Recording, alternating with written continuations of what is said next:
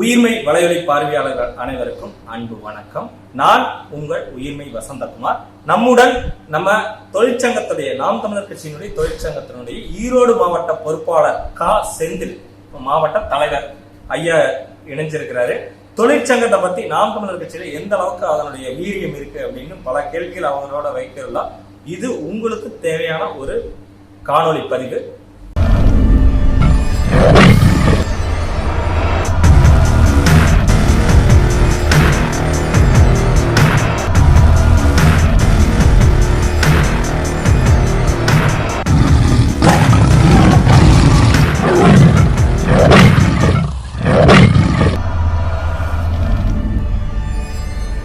வணக்கங்க. வணக்கங்க. இப்போ நாம் தமிழர் கட்சின்னு இருக்கு, எல்லாத்துக்கும் தெரியும். ஒரு பரிச்சயமான கட்சி. மக்களுடைய பிரச்சனைனால நாம் தமிழர் கட்சி தான் அண்ணன் செந்தமன சீமான அப்படின்னு சொல்ற அளவுக்கு இருக்குது. இன்னைக்கு நாம் தமிழர் கட்சியில பல்வேறு அமைப்புகள் பாசறைகளா செயல்படுது. இருந்தாலும் இந்த தொழிற்சங்கம் மிக முக்கியத்துவமா பார்க்கப்படுது. அதுல எந்த மாதிரி நீங்க பொறுப்பெடுத்துட்டீங்க? ஏன் இதுல ஆர்வமா? நான் ஈரோடு மாவட்ட நாம் தமிழ் தொழிற்சங்க பேரவையினுடைய தலைவருங்க. மற்ற தொழிற்சங்கத்தோட நாம் தமிழ் தொழிற்சங்கம் ஏன் வேணும்னா, இது தொழிலாளர்களுக்கு முடிஞ்ச அளவுக்கு கவர்மெண்ட் அரசு அலுவலகத்தில் வர நன்மைகள், நலத்திட்டங்கள் ஏகப்பட்ட நலத்திட்டங்கள் இருக்கு. அந்த நலத்திட்டங்களை தொழிற்சங்கம் மூலமா அந்த தொழிலாளி வாங்காத இருக்கிறப்ப அதை நாங்கள் ஊக்குவிச்சு, உங்களுக்கு இந்த நலத்திட்டம் இருக்குது, இது உங்க பொண்ணு படிக்குதா, இந்த இந்த நலத்திட்டம் இருக்குது, உங்க பொண்ணு காலேஜில் படிக்கிறா, இந்த நலத்திட்டம் இருக்குது, உங்க பொண்ணு ஹாஸ்டல் தங்கி கொடுக்குதா, அதுக்கு நலத்திட்டம் இருக்குது. இப்படி எண்ணற்ற நலத்திட்டங்கள் இருக்குதுங்க.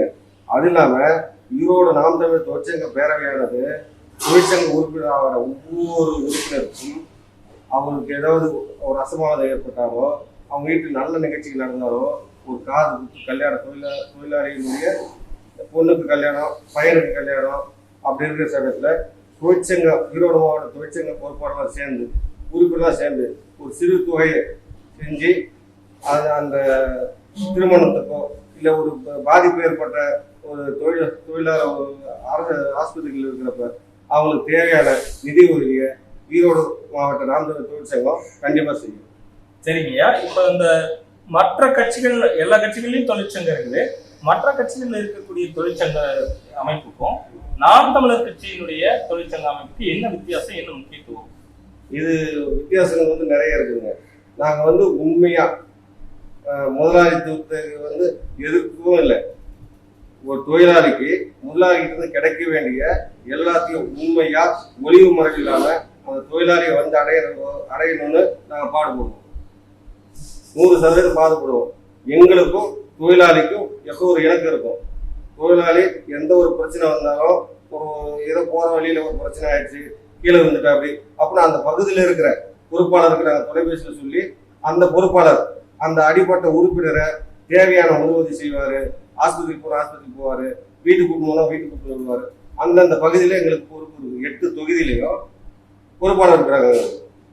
அந்த 8 தொகுதி பொறுப்பாளர் அந்தந்த இடத்துக்கு போயிடுவாங்க. பிரச்சனைக்குரிய பகுதி போய் உறுப்பினருக்கு என்ன பிரச்சனையோ தீர்த்து வச்சிருவாங்க. இது நாங்கள் ஒரு இது பண்ணியிருக்கோம். அதே மாதிரி பார்த்தீங்கன்னா எங்கள் தொழிற்சங்கத்தில் இருக்கிற தொழிலாளர்கள் உறுப்பினர்கள் ஒரு குழுவாக இணைச்சிருக்கிறோம். அந்த குழுவாக இணைச்சிருக்கிறப்ப இதுக்குள்ள ஆட்டோ டிரைவர் இருப்பாரு, லாரி டிரைவர் இருப்பாரு, அப்புறம் சுமை தூக்குவர் இருப்பாரு, ஒரு தென்னை மரம் ஏறவர் இருப்பாரு, கைது திரிக்கிறவர் இருப்பாரு, அப்புறம் பார்த்தீங்கன்னா வேற ஒரு மண் வெட்டி வேலை செய்வர் இருப்பாரு. இப்படி எண்ணற்ற வேலைக்காரர் இருப்பாங்க. உங்களுக்கு இந்த இதுக்குள்ள இருக்கிற பொறுப்பாளர்களுக்கோ இல்லை வேற ஒரு மாற்று உறுப்பினர்களுக்கோ அந்த படிக்க ஆளுன்னா எங்க குழுவில் இருக்கிற ஆளுக்கே கேட்கலாம். நாங்களே அதுக்கு ஏற்பாடு பண்ணிடுவோம். அந்த பணி வேலை வாய்ப்பும் உருவாக்கி தருவோம். இப்போ ஒரு ஆட்டோ வேணும்னா ஒரு ஆட்டோ எங்களுக்கு வேணும்னாலும் பதிவு போட்டுட்டா அந்த ஆட்டோ வாகனத்தினுடைய ஓட்டுநர்னு கொடுத்துருவோம். அந்த ஓட்டுநரும் அவங்களும் பேசி ஒரு நம்ம உறவுக்குள்ளே ஒரு வேலை கிடைச்சிடும். இப்ப மற்ற கட்சி தொழிற்சங்கம் இதை செய்யறது இல்லைங்கிறீங்களா? மற்ற தொழிற்சங்கம் எல்லாம் தொழிலாளர்களுடைய நலன் வெளியே போயிட்டாங்க. இருந்ததுங்க. நான்லாம் ஏற்கனவே வேற ஒரு தொழிற்சங்கத்தில் இருந்தேங்க. நான் ஒரு 10 வருஷம் இருந்தேன். வேற ஒரு தொழிற்சங்கத்தில் நான் பயணிச்சேன். அந்த தொழிற்சங்கம் நல்லா தான் இருந்ததுங்க. இப்போ வந்து எந்த ஒரு தொழிற்சங்கமும் தொழிலாளியினுடைய பக்கம் இல்லை.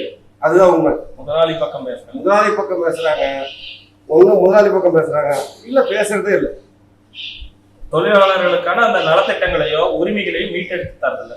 அந்த எந்த ஒரு மீட்டெடுப்பும் பண்றதுல தொழிலாளி மேல ஒரு பற்றுதலோ ஒரு பிணைப்போ எந்த ஒரு சங்கமும் இல்லை. சரிங்க. இப்ப நான் ஈரோடு மாவட்ட தொழிற்சங்கம், நாம் தமிழர் கட்சி தொழிற்சங்கம்னு எடுத்துப்போம். இப்போ எத்தனை உறுப்பினர்கள், எவ்வளோ உறுப்பினர்கள் இது விரும்பி வராங்க அல்லது நீங்க சேர்த்து வைக்கிறீங்க?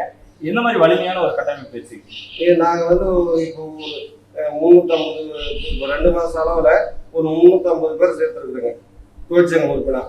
இதுல வந்து தொகுதிக்கு ஒரு 3 பொறுப்பாளர் போடுற இதுல இருக்கிறாங்க. கட்டமைப்பு வந்து பலப்படுத்தி தான் இருக்கிறோம். ஒவ்வொரு நாளும் எங்களுக்கு குறைஞ்சபட்சம் 5, 6 அப்படி ஒரு எண்ணிக்கையில சேர்ந்து தான் இருக்கிறாங்க. இன்னைக்கு கூட 13 பேர் நான் கட்சியில சேர்த்துருக்கேன். இன்னைக்கு மட்டுமே நாம் தமிழர் கட்சிக்கே 13 பேர் சேர்த்துருக்கேன். தொழிற்சங்கம் அல்லாது தொழிற்சங்கம்லாம் கட்சியில 13 பேர் சேர்த்து அதை கூட நான் காமிக்கிறேன்.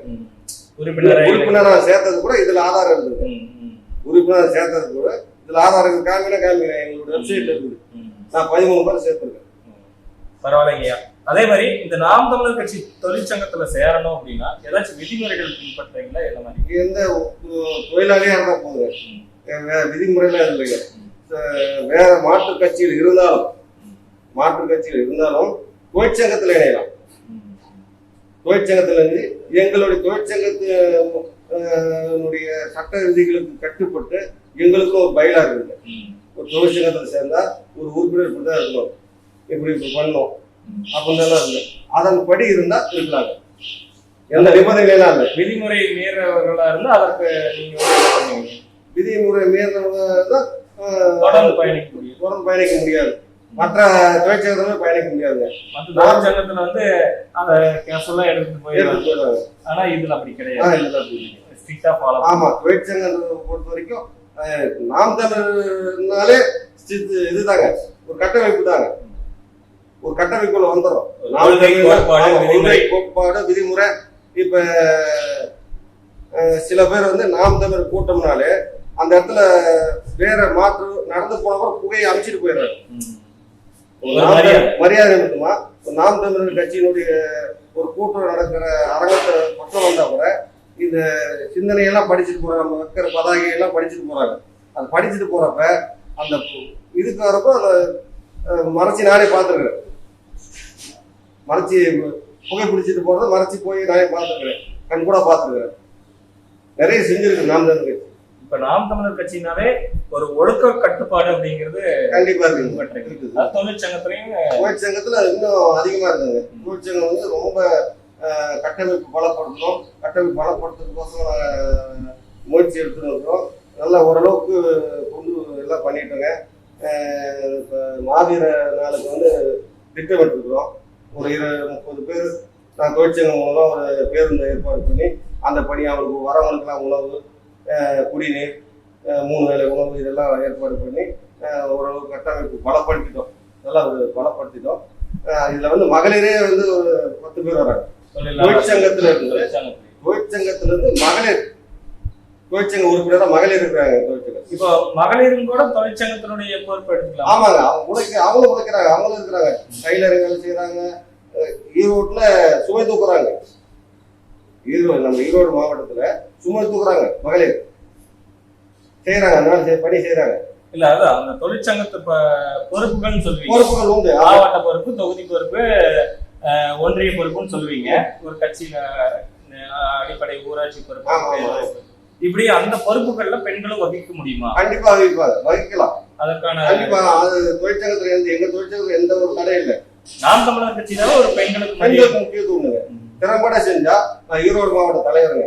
எனக்கு மேல ஒரு மகளிர் செஞ்சா அந்த மகளிர் தலைவரா வச்சுட்டு நான் உறுப்பினர் மாறிப்பேன். அந்த அளவுக்கு உங்களுக்கு பெண்கள் வந்து தலைவரா வந்து ஒரு பெண் இருந்தா எனக்கு பெருமைதான் இருக்கு. ஈரோடு மாவட்ட நாம் தமிழ் தொழிற்சங்க தலைவரா ஒரு பெண் திறம்பட செஞ்சு கட்டமைப்பு பலப்படுத்துற ஒரு வீரிய முக்கிய மங்கையாருன்னா கண்டிப்பா என்னுடைய பதவி அடுத்த செகண்ட் கொடுத்துருவேன். பதவிக்காக நீங்க பதவிக்காக நான் பண்ண 2012 இருக்கிறேங்க. தொழிலாளர்களுக்காக உண்மையை உழைக்கணும் இருக்கிறேன், உண்மையா இருக்கிற உண்மையான கட்டமைப்பு உருவாக்குறோம். எந்த ஒரு வேஷமோ ஒரு இதுவும் எங்ககிட்ட கிடையாது. இப்போ ஈரோடு மாவட்டம் எடுத்துட்டீங்கன்னா 8 தொகுதி இருக்குது. இந்த 8 தொகுதியில எத்தனை பொறுப்பாளர்கள் நீங்க வந்து அமர்த்தி இருக்கிறீங்க, எந்த மாதிரி கட்டமைப்பு பண்ணிக்கிறீங்க? கட்டமைப்பு வந்து ஒவ்வொரு தொகுதியிலும் ஒவ்வொரு பொறுப்பாளர் இருக்காங்க. இப்போ கோபி தொகுதியில் ஒரு பொறுப்பாளர், பவானி சாகர் ஒரு பொறுப்பாளர், அந்தியூர்ல ஒரு பொறுப்பாளர், மேற்குல நான் இருக்கிறேங்க, கிழக்குல ஒரு தம்பி இருக்கிறாரு. அப்படி எல்லா தொகுதியிலும் கட்டமைப்பு. உங்களுக்கு அது கட்டமைப்பு எப்படி தலைவர், செயலாளர், பொருளாளர் அப்படிங்கிறத அந்த அமைப்புப்படி எப்படி அமர்த்துவீங்க? தலைவர், செயலாளர், பொருளாளர், துணைத் தலைவர், இணைச் செயலாளர், துணை செயலாளர், செயற்குழு உறுப்பினர், செய்திக்குழு இப்படி அமைப்பு. இப்ப இதுல எல்லாத்துலயுமே பதவி வகிக்கிறவங்க இருக்கிறாங்க. அந்த அளவுக்கு உங்களுக்கு வலிமை ஆயிடுச்சா? நான் 350 பேர் உறுப்பினரா இருக்கிறாங்க. சரிங்க சரிங்க. உறுப்பினர் 350 பேர் இருக்கிறப்ப நாங்க கட்டமைப்பு பலப்படுத்திட்டு உறுப்பினர் இருப்பாங்கல்ல. இப்போ தொழிற்சங்கம்னு எடுத்தா என்ன, அதுல என்னென்ன வகையானது இருக்குங்க? அப்போ அரசு அமைப்புச்சாரா நல வாரியம் ஒண்ணு இருக்குது அரசுல. அதுல வந்துங்க ஒரு 112 13 வகையான தொழில் இருக்குங்க. அந்த தொழில் சார்ந்து இருக்குங்க. இந்த அமைப்பு சார்ந்த தொழில் எல்லாம் நிறைய இருக்குங்க. அமைப்பு சார்ந்து அமைப்பு சாரா இருக்குங்க. அமைப்பு சாரால வந்து இருக்கிற தொழிற்சங்க உறுப்பினர்களுக்கு நிறைய இது வந்து அரசு கொடுக்குதுங்க.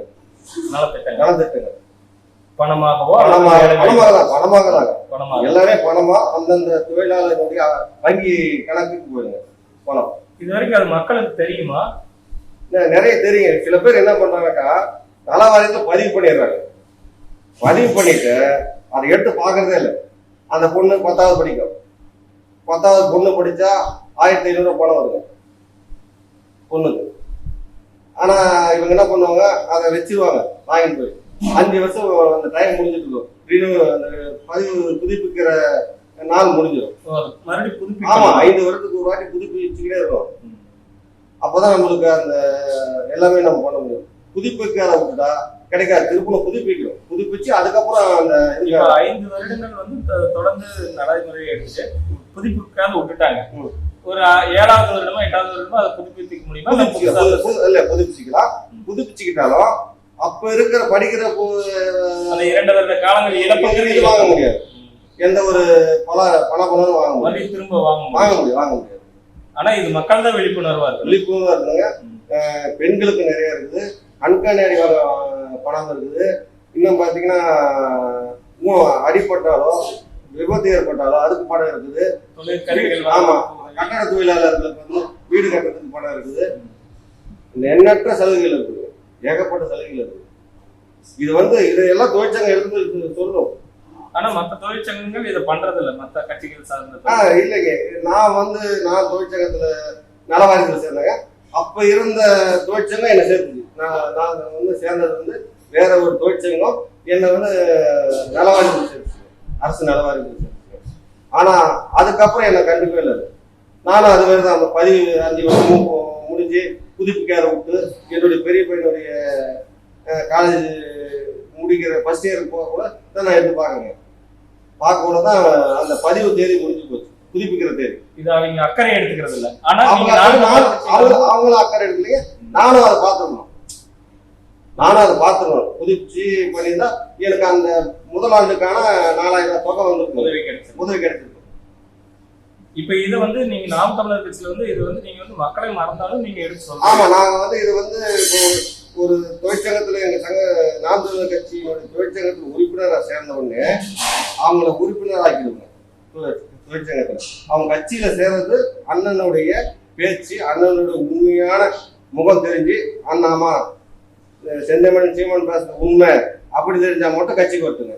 ஆனா தொழிற்சங்கத்துக்கு சேர்ந்துட்டு தொழிற்சங்கம் பிடிச்சி தொழிற்சங்கம் நல்லது செஞ்சா எங்களுடைய செயல்பாடை பார்த்து திருப்தியா இருந்தா வாங்க, வந்துட்டு அதுக்கப்புறம் அண்ணனுடைய செயல்பாடு திருப்தியா வாங்க கட்சிக்கு சேருங்க.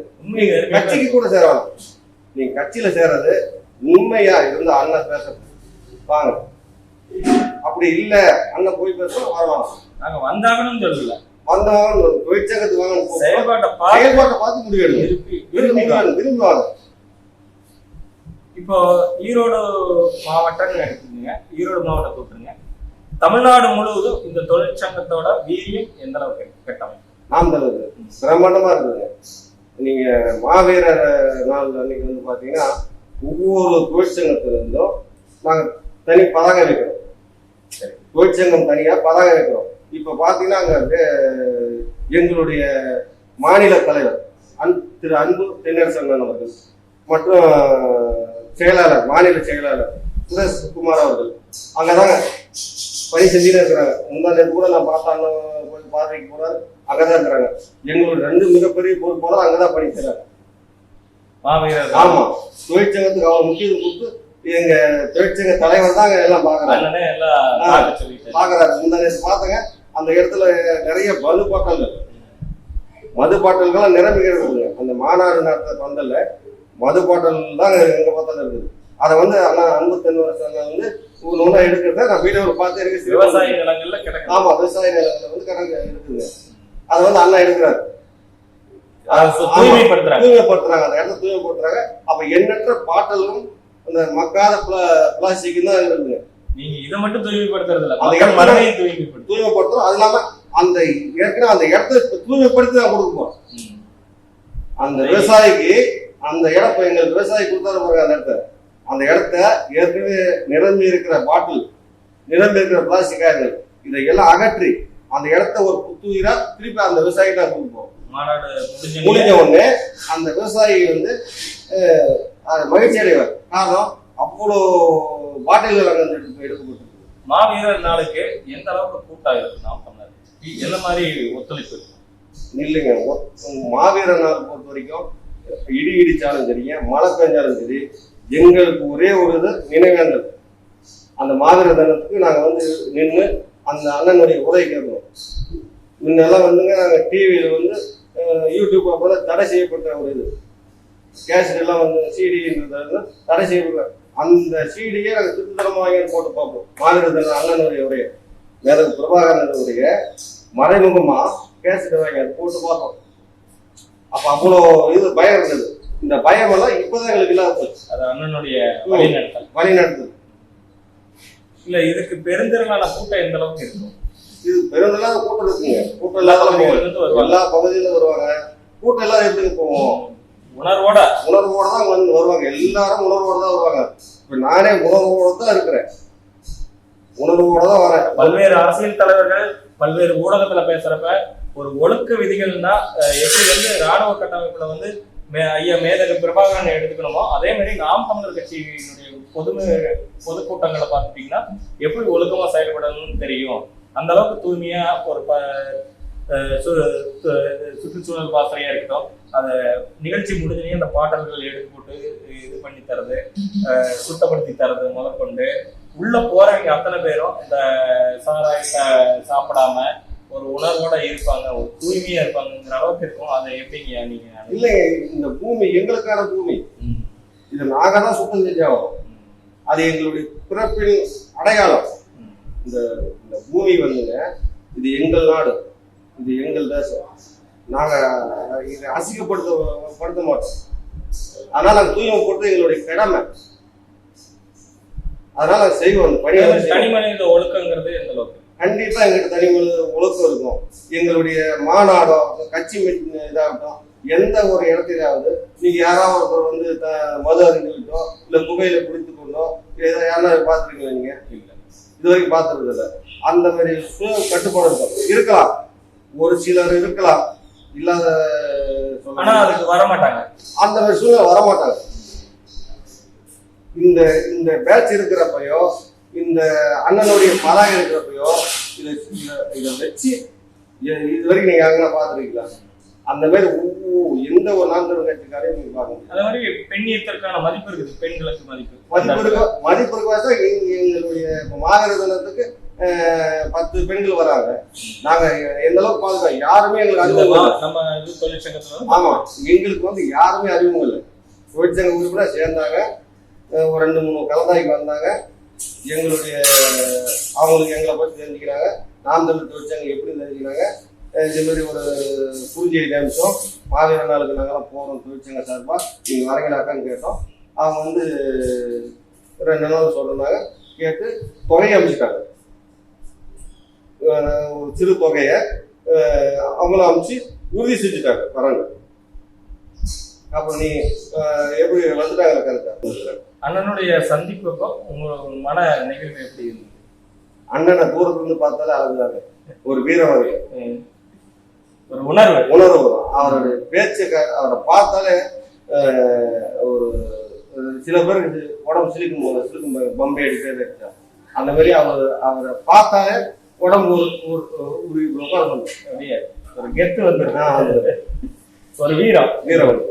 இப்போ எப்படி சொல்றதுன்னா, அண்ணனை வந்து பல்வேறு விதமா விமர்சிக்கிறாங்க. நாம் தமிழர் கட்சி இந்த 200 ஊடக வாயிலாம் சொல்லுவாங்க. இப்படி அதாவது எதிர்மறையை விமர்சிக்கிறது. அண்ணனுக்கு கூட்டணி பலம் இல்ல, பண பலம் இல்ல, எப்படி ஜெயிக்க போறாரு? கூட்டணியே இருக்குது. இந்த வருஷம் 2020 அண்ணன் கூட்டணி வகிக்கிறாரு. எந்த தேர்தல் கூட்டணி இல்லாம இல்ல. யாரோட கூட்டணி? மக்களோட கூட்டணி. மக்களோட கூட்டணியா இருக்கும். கூட்டணி இல்லாதெல்லாம் இல்ல, மக்களோட கூட்டணி. ஒவ்வொரு தேர்தலும் நாங்க மக்களோட கூட்டணி வைக்கிறோம். எந்த தேர்தல் கூட்டணி இல்லாத இருக்கோம்? கூட்டணி இல்லாத எந்த தேர்தல்? மக்களை நம்பி மக்களோட கூட்டணி வைக்கிறோம். கூட்டணி வைக்காத இல்ல. எல்லா தேர்தலும் கூட்டணியோட தான் நாம் தமிழர் கட்சி இருக்குது.